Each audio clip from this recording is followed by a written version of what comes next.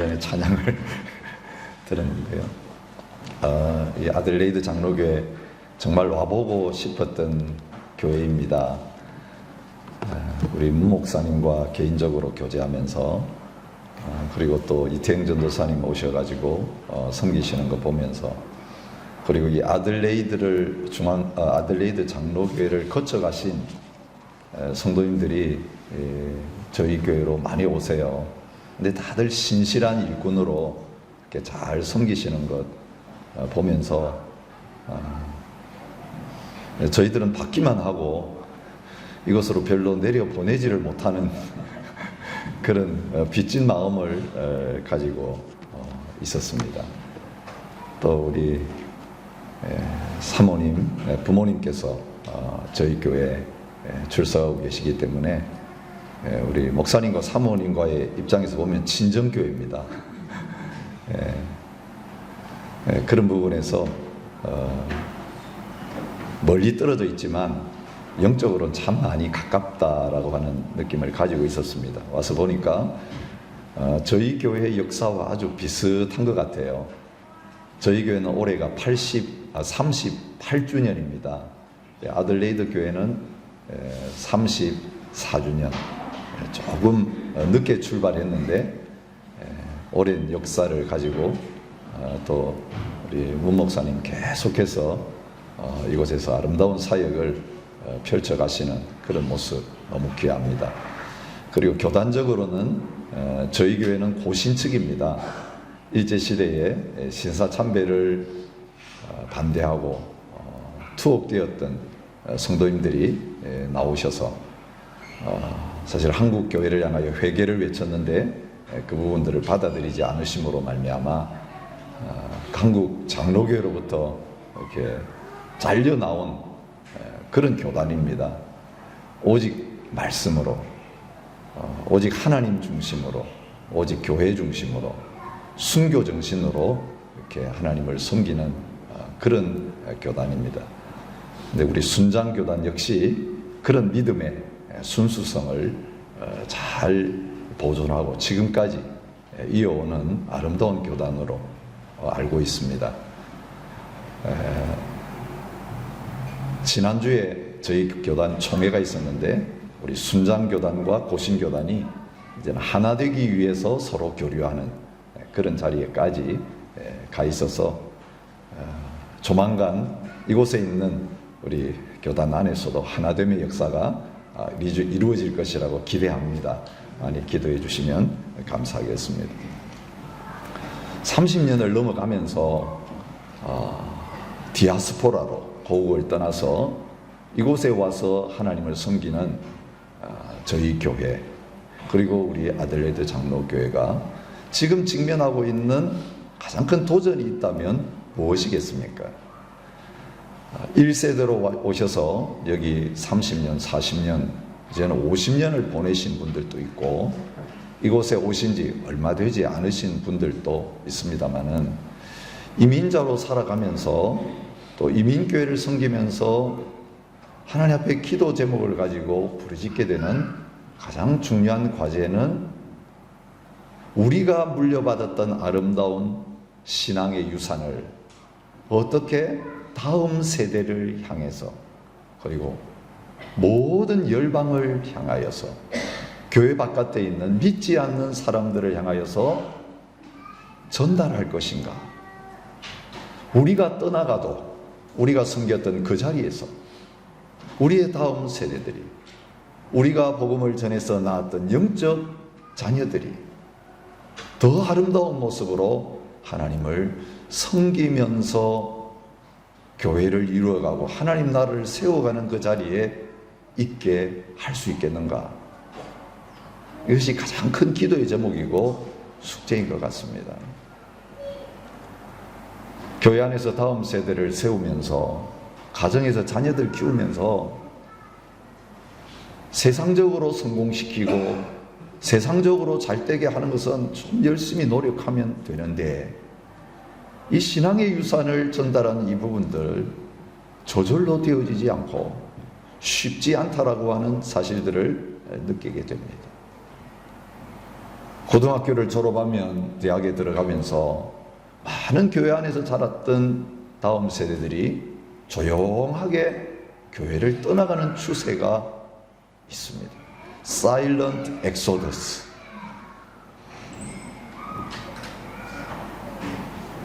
어른들은 교회 떠나가면서 좀 소리를 지르고 떠나갑니다.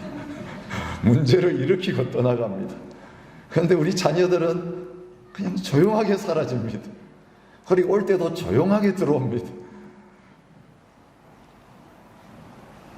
왜 이들이 어릴 때부터 우리 믿음의 공동체 안에서 자랐는데 그들이 머리가 크고 세상으로 나가면서 그 부모로부터 앞선 세대로부터 받았던 신앙, 아름다운 신앙의 유산을 왜 이어받지 못할까? 그런 고민을 하게 됩니다. 바른 복음을 우리가 가지고 있잖아요. 이 바른 복음 지키겠다고 목숨 걸고 저희들이 하나님 앞에서 신앙생활을 하고 몸부림치고 있잖아요. 근데 우리가 어릴 때부터 이 복음을 가르쳤고 그리고 복음을 전달하려고 하는데 왜 받아들이려고 하지 않을까? 왜 이것이 잘 전달되지 않을까? 이민교회의 가장 큰 숙제라고 생각이 되어집니다. 많은 분들이 호주 땅을 건너오시면서 자녀 때문에 오신 분들이 많이 있어서 모든 것 다 포기하고 우리의 자녀들이 잘 되기를 원하면서 오셔서 허리띠를 졸라매고 해야 될 것 제대로 하지 못하고 이 자녀들이 우리의 꿈이고 소망인데 그들이 세상 소망은 이루었는데 영적으로 지옥 자식 되어진 교회를 떠나고 하나님을 떠나가는 그 자리에 있다면 우리의 인생은 실패한 것이죠. 우리 세대는 당장 뭔가 잘 되어가는 것처럼 보이지만 과연 우리들 떠나고 났을 때에도 이 교회가 하나님 앞에서 변함없이 더 뜨겁게 아름다운 모습으로 섬겨갈 수 있겠는가라는 질문을 해보면 자신감이 없는 경우들이 참 많이 있어요. 이것은 이민교회만이 가진 문제가 아닌 것 같습니다. 우리가 와서 살고 있는 호주교회의 현실입니다. 불과 한 세대 전에 호주교회가 가득 찼습니다. 기도의 열정이 뜨거웠습니다. 우리 잘 알잖아요. 올해 호주교회가 조선 땅을 향하여서 선교사를 처음 보낸 지 130년 되는 해예요. 우리가 잘 아는 데이비스 선교사님. 선교도 제대로 펼쳐보지 못하시고 부산에서 병으로 목숨을 잃었습니다. 그런데도 호주교회는 조선 땅을 포기하지 아니하고 많은 선교사님들 조선 땅으로 보내서 특별히 이 경상도 지역, 부산 지역은 호주 선교부의 선교 지역이었어요. 저도 할아버지, 아버지가 다니셨던 교회가 부산 옆에 있는 기장교회라는 교회예요. 1905년에 세워졌어요.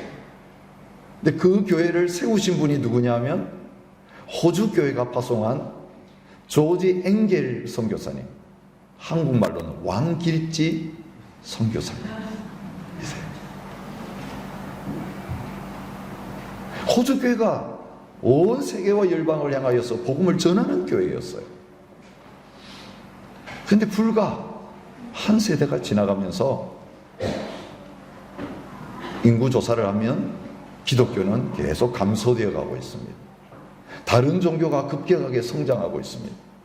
그리고 이제는 호주 종교조사에서 가장 많은 비율을 차지하는 종교가 뭔지 아세요? 무종교예요. 나는 종교가 없습니다. 나는 무신론자입니다. 그게 퍼센트가 제일 높아요. 그 선배들이 가지고 있던 아름다운 신앙의 유산 다 잃어버리고 있어요. 제가 독일에서 10년 동안 목회를 했습니다. 30대에 독일에 가서 목회를 했습니다. 종교개혁의 원산지잖아요. 2년 전 종교개혁 500주년을 저희들이 기념했어요. 그 출발지가 독일 교회예요.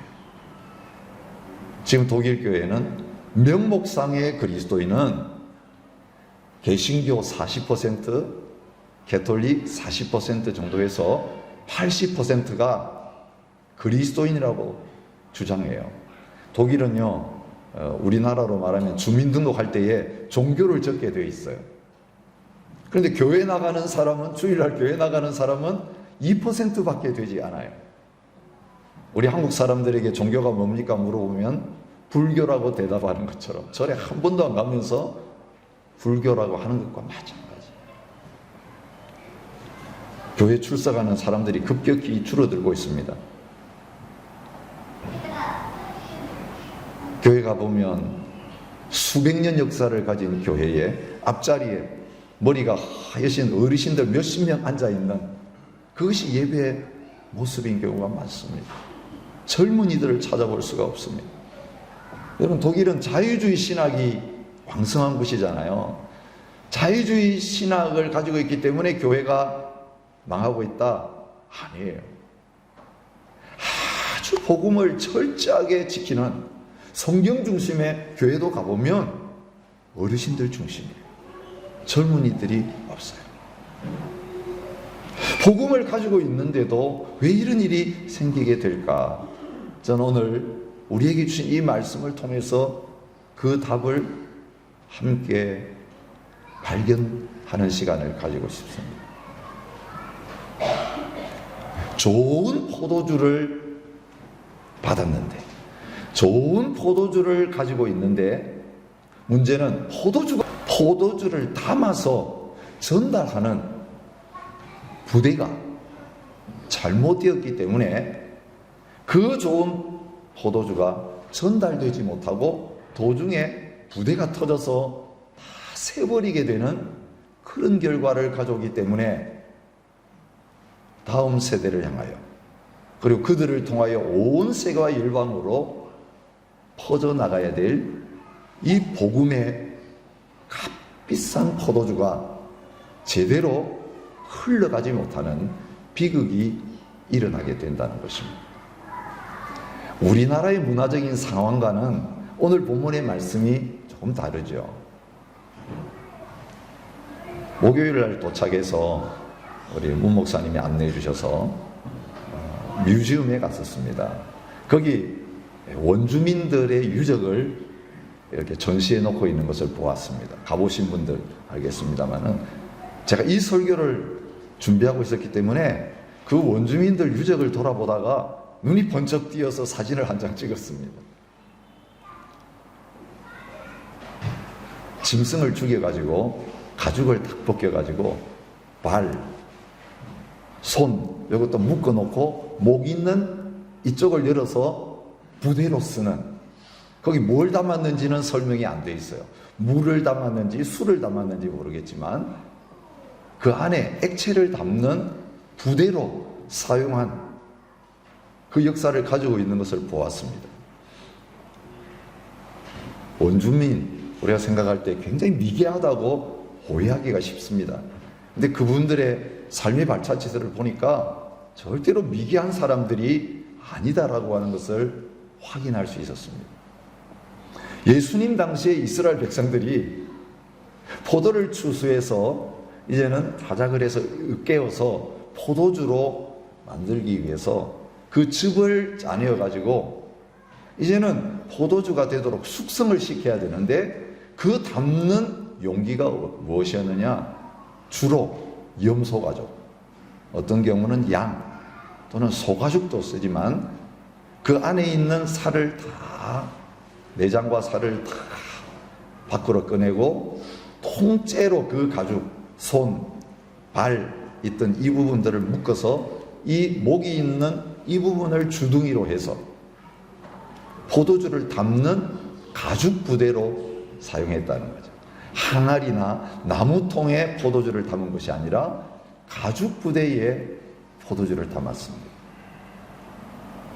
그런데 갓 발효시킨 포도주는 어떻습니까?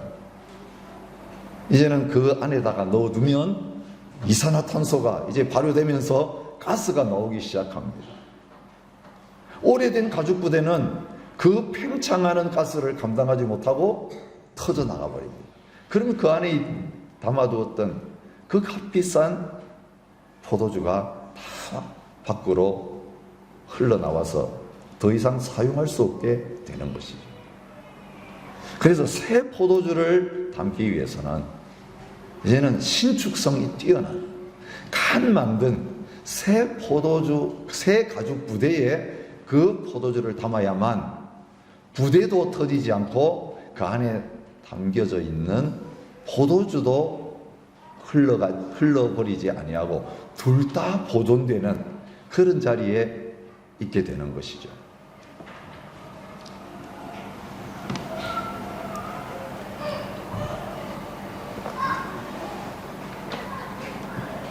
이런 문화적인 상황에서 예수님께서 새 포도주는 새 부대에 담아야 된다. 그래야 둘 다 보존된다. 그렇게 말씀하고 계십니다.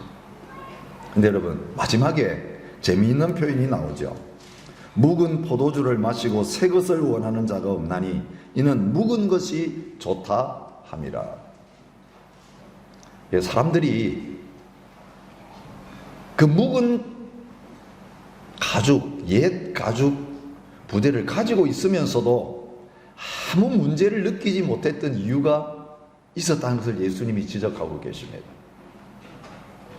새 포도주가 필요 없었던 것이, 새 포도주가 아니라 아무리 놓아두어도 가스 하나 나오지 않는, 팽창하지 않는 그 묵은 포도주를 너무 좋아하고 거기에 길들여져 있어서 그 묵은 포도주를 보존하는 데는 오래된 가죽 부대가 아무 문제가 없었기 때문에 사실은 새 포도주를 받아들이기를 거부하고 묵은 포도주, 묵은 가죽 부대가 좋다.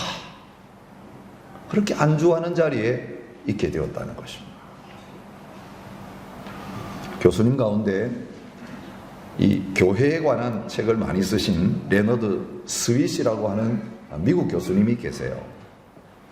그분이 M이라고 하는 단어를 중심으로 해서 교회를 4가지 교회로 분류를 하신 것을 보았습니다. 가장 정상적인 교회는 어떤 교회냐? 미셔널 처치다.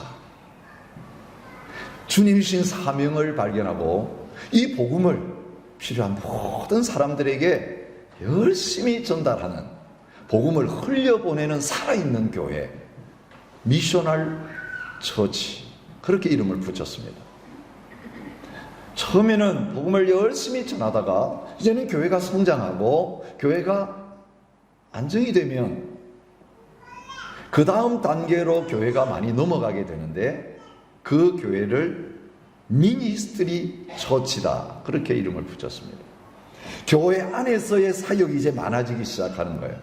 그래서 온갖 부서들을 조직하고 사역을 조직해서 안에서는 일사불란하게 막 움직이기 시작합니다. 사역이 막 일어나고 사역이 퍼져나가게 됩니다. 근데 무엇을 잊어버렸습니까? 우리끼리 잘 먹고 우리끼리 새 것을 잘 만들어서 나누는데 교회 바깥을 향해서, 다음 세대를 향하여서, 모든 민족들을 향하여서 이 복음을 흘려보내는 일을 잊어버리기 시작합니다. 그 다음 단계로 교회가 변질되게 되면 어떤 교회가 되느냐 하면 메인트넌스 처치. 어떻게 번역할 수 있을까요? 현상 유지 교회. 늘 교회가 모이면 걱정하는 게 뭐냐면 지금 하던 걸 어떻게 계속 잘할 수 있을까? 새로운 것에 대해서는 아예 꿈도 꾸지 못합니다. 그죠? 지금 이것 유지하는 데 급급한 그런 교회로 전락이 된다는 것입니다. 여러분, 이 수준까지는 그래도 봐줄 수 있어요. 현상 유지라도 되니까요. 근데 영적으로, 수적으로만이 아니라 시간이 지나면서 영적으로 쇠락하게 되어질 때 마지막으로 처하게 되는 교회 단계는 뮤지엄 처치입니다. 박물관 교회. 유럽에 살면서 제가 있었던 지역이 독일 쾰른이라는 지역이에요. 600년 동안 성당을 지었던 고딕 성당으로는 최고 오래되고 최고 높은 성당이에요. 정작 거기에서 예배드리는 사람들은 그렇게 많지 않아요. 매일 문 열어놓고 그 성당을 가득 채우는 관광객 때문에 그 교회는 유지되고 있어요. 관광지로 전락한 교회, 박물관으로 전락한 교회의 초라한 모습입니다. 무엇 때문에 그렇게 됐을까요?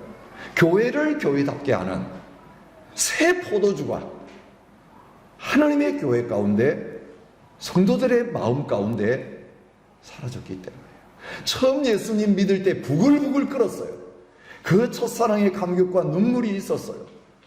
예수 안 믿는 사람 만나면 붙들고 예수 믿자고, 우리의 자녀들이 하나님 앞에서 복음 모르고 죽어갈 때 눈물을 흘리면서 다른 거 다 그만둬도 좋으니 신앙 하나만큼은 목숨 걸고 지켜야 된다라고 하던 그 시절이 있었어요.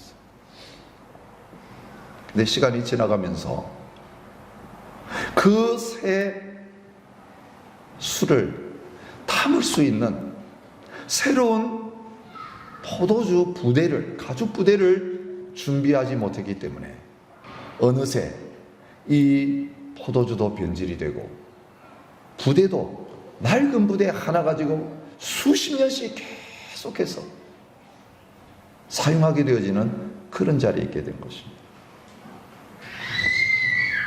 부대는 무엇입니까? 그 내용을 담는 형식이에요. 틀이에요. 예수님이 말씀하신 건 뭐냐면요, 복음의 본질은 목숨 걸고 지켜야 된다는 것입니다. 절대로 바뀌면 안 된다는 것입니다.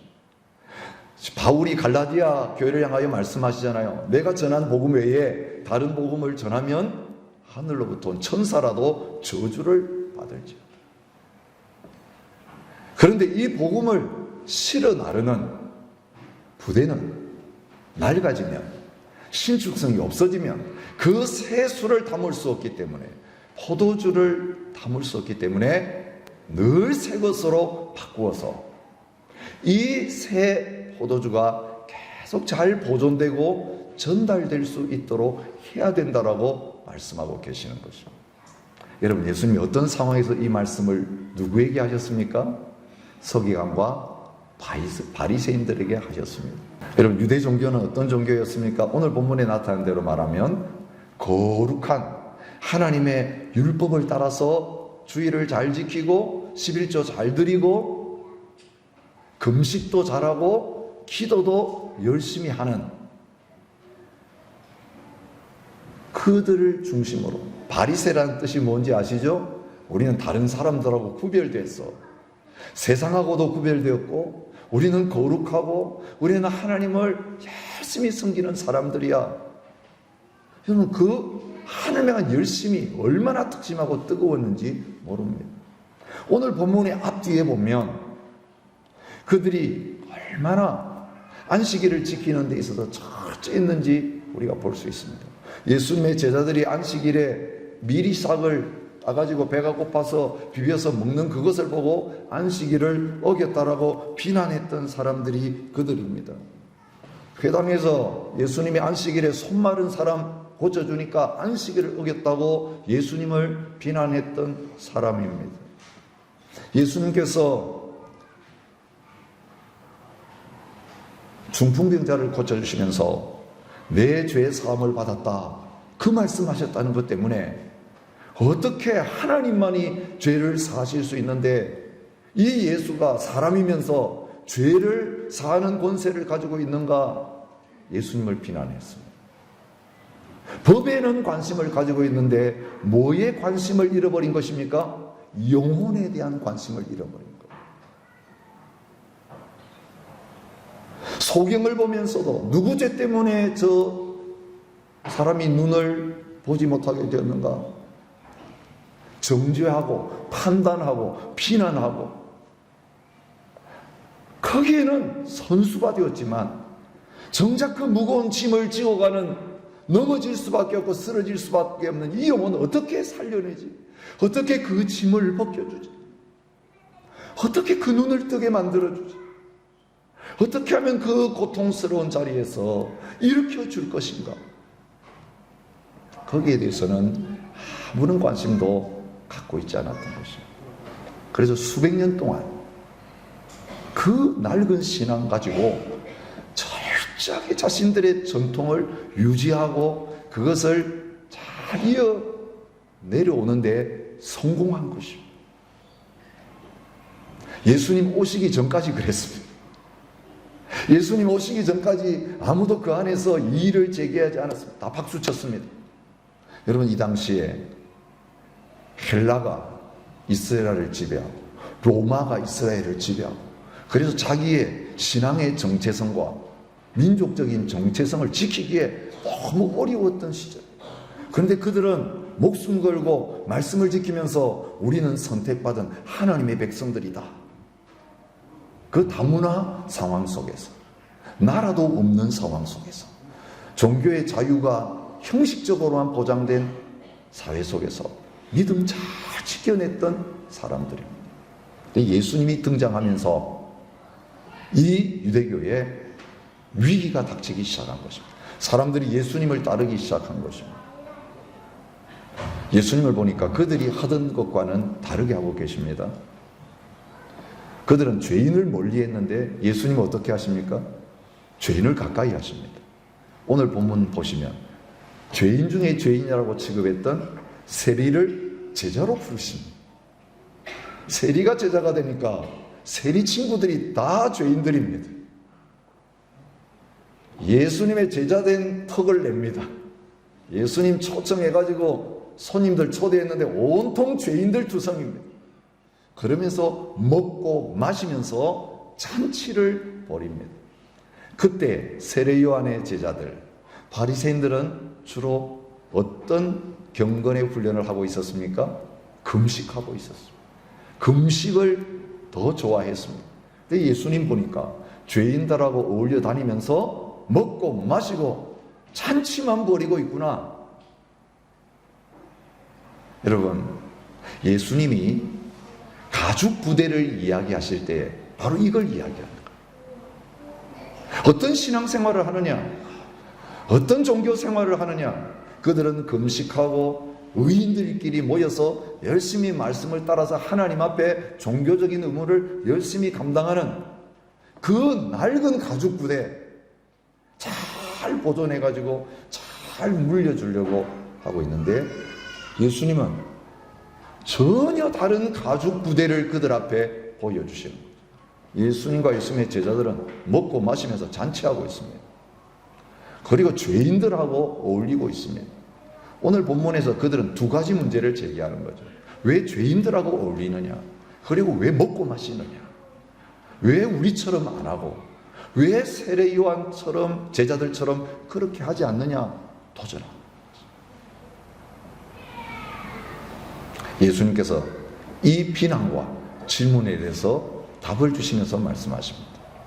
새 시대가 열렸다. 새 포도주가 이제 너희들에게 공급되기 시작한다. 그 새 포도주가 누구입니까?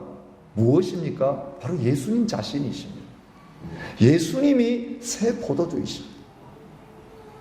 여러분, 복음이 무엇입니까?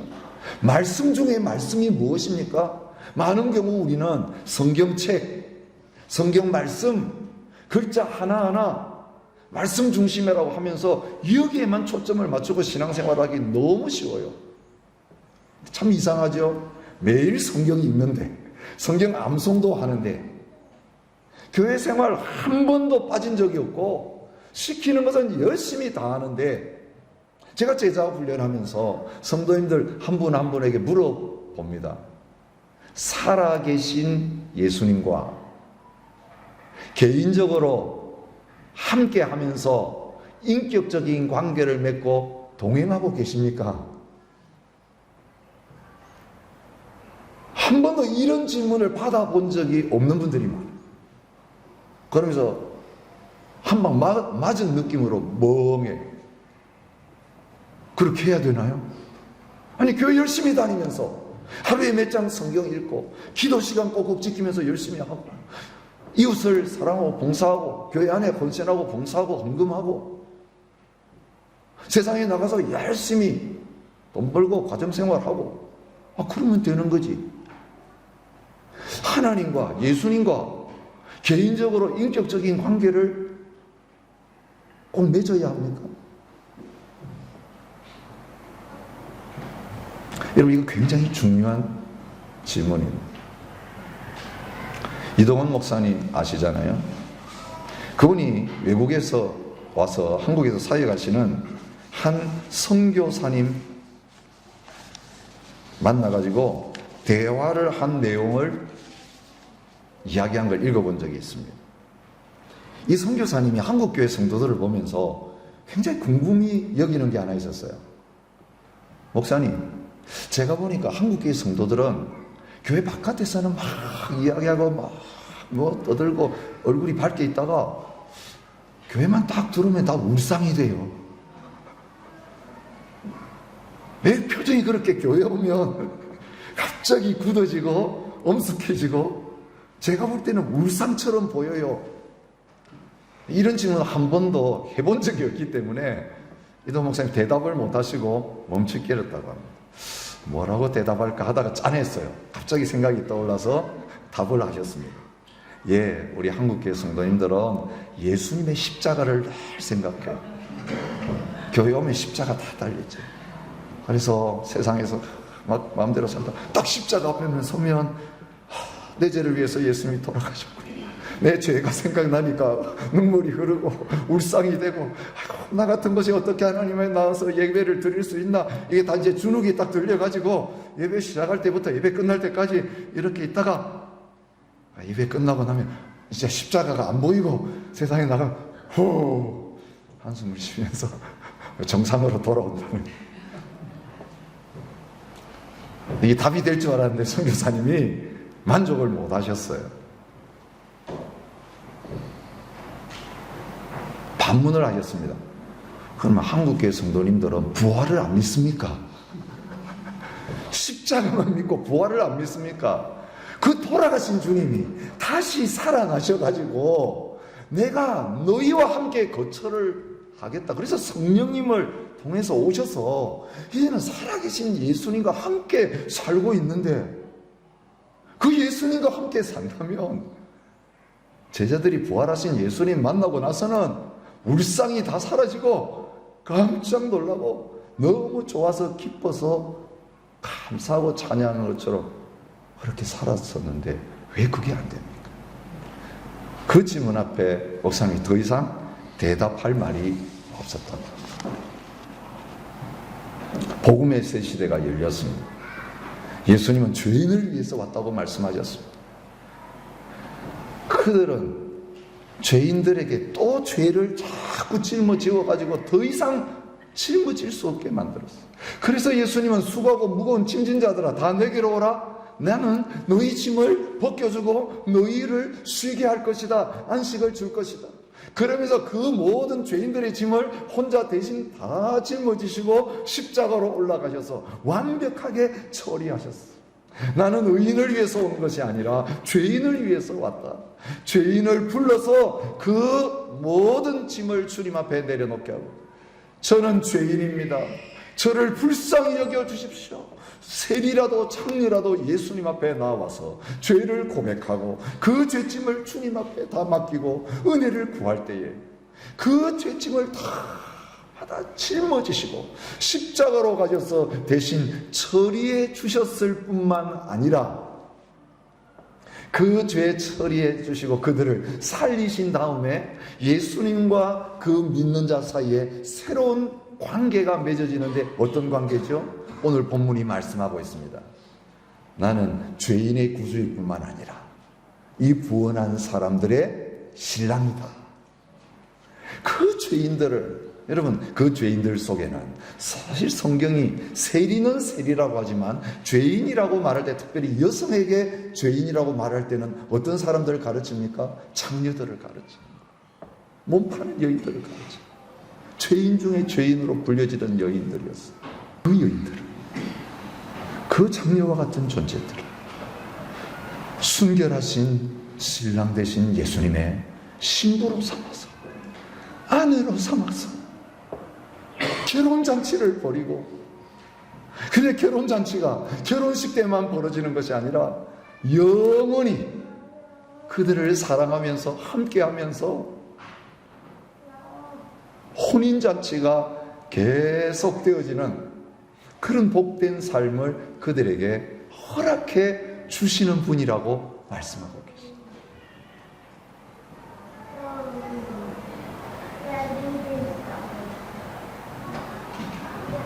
십자가는 이 새로운 결혼 생활로 들어가는 문이에요.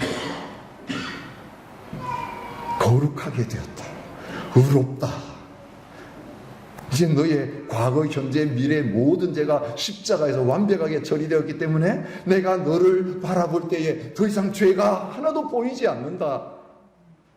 너는 완벽한 존재야. 너는 아름다운 나의 신부야. 내가 너를 잊어버릴 수가 없고, 내가 너를 결코 떠날 수가 없고, 내가 너에게 한눈을 뗄 수가 없어.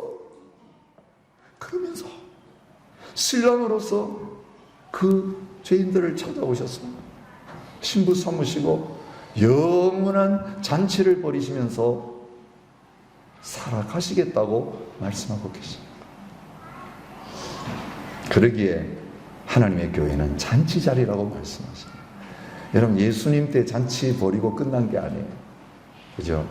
예수님은 잔치로 시작해가지고 잔치로 모든 걸 마치셨어요. 먹을 게 없으면 기적을 일으켜서라도 잔치를 만드세요. 예수님 십자가에 죽으시기 전에도 잔치를 벌이세요. 어떤 잔치요? 유월절 잔치. 떡을 떼주시고 포도주를 따라서 나눠주시면서, 그리고 이 잔치 계속해야 된다. 내가 죽고 부활한 다음에 너희들 예배하기 위해서 모일 때마다 이 잔치를 잊어버리면 안 된다. 여러분, 초대교회 성도들은 성령 충만 받고 나서 성전에 모일 때든지 집에서 모일 때든지 뭘 했습니까? 떡을 뗐습니다. 모일 때마다 떡 떼는 것이 성찬식의 출발점이었어요. 떡 떼기 위해서 모였습니다. 세상 사람들이 볼 때는 저 사람들 모여가지고 맨날 떡 떼면서 포도주 마시면서 잔치하는 사람들이네, 그런 이미지를 갖게 됐어요. 오해가 생겼죠. 로마시대 기독교를 박해하면서 저 사람들은 살을 먹는 사람이고 피를 마시는 사람이다. 그죠? 떡을 나누면서 주님의 살입니다. 주님의 몸입니다. 피를 마시면서 주님의 피입니다. 그렇게 하니까 진짜 살을 먹고 진짜 피를 마시는 것으로 오해할 정도로 모였을 때에 마시고 먹고 하면서 신랑 되신 주님이 주시는 그 은혜와 사랑을 마음껏 누렸던 사람. 여러분, 오늘 우리가 새 포도주가 되시는, 죄인의 구조가 되시고 우리의 신랑이 되시는 예수 그리스도를 통해 받는 이 사랑으로 충만하게 채워지게 될 때, 날마다 새롭도다. 이 안에 주님으로 충만한 가운데 있게 되어질 때에 우리의 낡은 옛 모습들이 아침이 되면 또 사라지고, 다음 날 되면 또 사라지고, 한 주일이 지나고 주일날 주님 앞에 올 때에 우리의 얼굴, 형식, 이것 가지고 예배하는 게 아니라 우리의 속사람이 주님을 닮아가는 그 아름다운 모습으로 변화되어서 주님 앞으로 나오게 되지는 그런 역사들이 일어나게 될 것이죠. 이게 영적 화장입니다. 근데 이게 세상의 돈으로 하는 거 아니에요. 세상의 화장품으로 하는 거 아니에요. 신랑 되신 예수님께서, 부활하신 주님이 우리와 함께 하십니다. 베풀어 주시는 이 놀라운 은혜와 사랑을 먹고 삶으로 말미암아 우리의 속이 꽉 채워지게 되니까 그것이 얼굴에 나타나고 인격에 나타나고 삶에 나타나게 되는 이런 일들이 일어나게 되는 거예요. 교회의 모습이 그냥 가면 쓰고 그냥 겉으로 형식만 갖추는 그 모습이 아니라 진정한 우리의 모습이 하나님 앞에 드려지게 되는 것이고, 내면적인 변화가 가정에 갔을 때에, 세상에 갔을 때에, 사람들 만날 때에 예수님과 동행하니까 내 속에서 예수님의 향기가, 예수님의 살아계신 그 모습이 저절로 나타나게 되어지는 그런 자리에 이르게 되어지는 것입니다. 여러분, 이거 있으면 우리의 자녀들은 우리들을 통해 살아계신 예수님을 만나게 될 것입니다. 엄마, 아빠, 내가 엄마, 아빠를 통해서 예수님을 알게 되었어요. 그런 고백이 있게 됩니다. 그런데 인격적으로 그 예수님을 향하여 내 인생을 드리지 못하고, 내 제 문제 해결받지 못하고, 내 인생의 목표를 발견하지 못했는데, 사랑하는 내 친구가 그렇게 인격적으로 예수님 만난 다음부터 퀘스천이 들어서 다시 성경 읽기 시작하고, 야, 나는 배우고 알고 있었는데 왜 안 되지? 그러면서 진정한 믿음의 자리에 나오게 되는 경우들을 보게 되었습니다. 여러분 속에 계시는 예수 그리스도, 살아계신 그 예수님을 통해서 다음 세대를 향하여서 이 변하지 아니하는 복음의 새 포도주 예수 그리스도가 전달되어지는 역사 일어날 수 있기를 원합니다. 여러분이 이 세상에 나가서 만나는 모든 민족들을 향하여서 우리를 왜 호주 땅에 부르시겠습니까? 우리의 일터에서 왜 우리가 모든 민족들을 만나게 하시겠습니까? 비록 영어가 짧아도 우리가 이 세대가 아니었기 때문에 문화적으로 격차가 있어도 우리의 삶을 통해서 우리의 행복의 근원 되신 예수님, 우리의 존재 일가 되신 예수님, 우리의 얼굴 표정과 말과 우리의 인격과 삶을 통해서 저절로 흘러 들어갈 수밖에 없는 이 기쁨을 주는 포도주, 행복을 주는 포도주가 우리에게서 흘러나가기 시작할 때에 열방이 우리를 통해서 주님께 돌아오는 놀라운 역사가 일어나게 될 줄 믿습니다. 우리가 새 부대가 되어야, 새 포도주가 우리 속에 계신, 낡은 것 가지면 복음도 흘려보내고 쏟아버리고 우리도 아무 의미 없는 터져버리는 낡은 부대가 될 수밖에 없습니다. 주님 오시는 그날까지 날마다 신랑 되신 예수님, 부활하신 예수님, 은혜와 사랑의 본질이 된 그 예수님 안에서 날마다 새로운 인생, 변화되는 인생 살고, 여러분 주님 앞에 서는 날이 제일 기다려지는 날이 될 수 있기를 주님의 이름으로 축복합니다. 저는 사실 50대까지는 나이 드는 것이 두려웠어요. 60이 되는 게 두려웠어요. 어르신들 보니까 깜빡깜빡하고, 저도 지금 그 자리에 와 있지만 허리 아프다 그러고 무릎 아프다 그러고 그죠? 치매 걱정하시고 모이면 온통 약 이야기하시고 뭐가 좋다 이야기하면서 젊은 저에게까지 막 먹으라고 갖다 주고 너무 싫었어요. 근데 지금 달라졌어요. 예, 깜빡깜빡하는 거 다 잊어버려도 괜찮아요. 예수님이 나를 안 잊어버리시면 돼. 몸 이건 망가지게 돼 있어요. 무너지는 장막집이니까 빨리 무너져야 새 집으로 이사가게 되는 거예요. 내 자신의 속에 끊임없이 일어나는 육신적인 본성자, 그죠?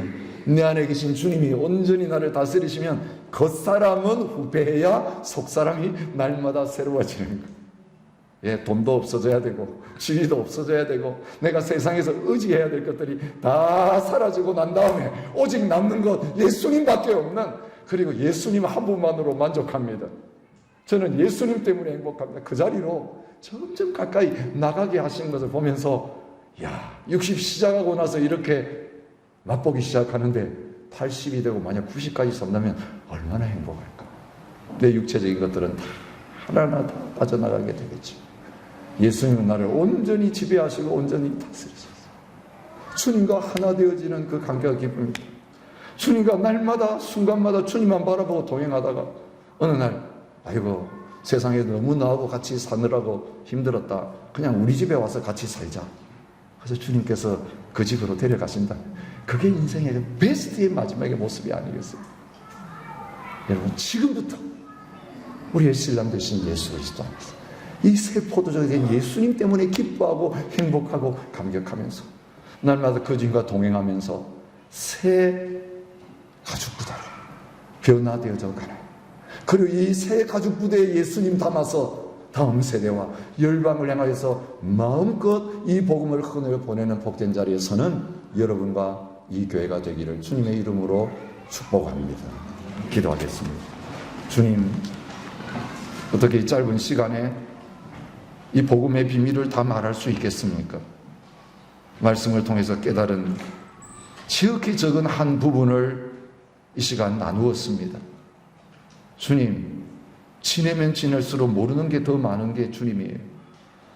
안다고 생각했는데 교제해 보면 사실은 모르고 있는 부분이 더 많은 것이 주님의 사랑입니다. 주님의 그 모습 내가 다 이해할 수 없기 때문에 신비라고 말할 수밖에 없고 비밀이라고 말씀드릴 수밖에 없습니다. 주님, 이 무한한 세계를 우리에게 펼쳐주시고 기다리고 계셔서 감사합니다. 더 깊은 은혜 자리에 우리를 불러주셔서 이제는 찰싹거리는 발목만 차는 그 수준에 있지 않고 내 전부가 그 은혜의 물결에 다 잠겨지는 그 자리까지 시간이 지나가면서 우리를 들어가게 하실 것을 믿고 감사를 드립니다. 그래서 교회가 다음 세대를 잃어버리는 이 마지막 때, 쇠퇴하고 박물관으로 전락되는 이 마지막 때에 시간이 지나갈수록 이 새 포도주의 감격과 기쁨이 넘치고 날마다 잔치하게 하시고 이 잔치에 하나님 이 영적 양식이 필요한 세대들이 열방들이 다 모여들어서 배불리 먹고 마시는 놀라운 역사가 일어나는 교회 되게 하여 주시고 가정 되게 하여 주옵소서. 예수님 이름으로 기도드립니다. 아멘.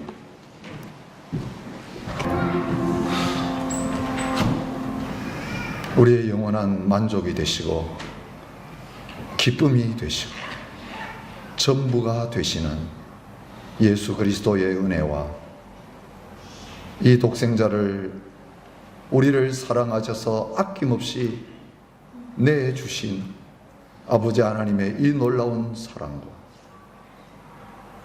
새 포도주를 맛보고 누리게 해주시는 성령 하나님의 교통하심이 오늘도 이 새 포도주에 취해서 성령의 충만함을 누리며 더 이상 이 세상의 것들을 찾아 헤매지 아니하고 이 세상의 행복을 배설물과 같이 여기면서 주님 한 분만으로 만족할 뿐만 아니라 오직 예수만 전하며 살아가는 복된 자리로 나아가는 모든 하나님의 백성들과 주님의 몸된 교회와 이 복음 전하는 모든 선교 현장의 선교사님들 위에 이제로부터 영원히 함께 있을지어다. 아멘.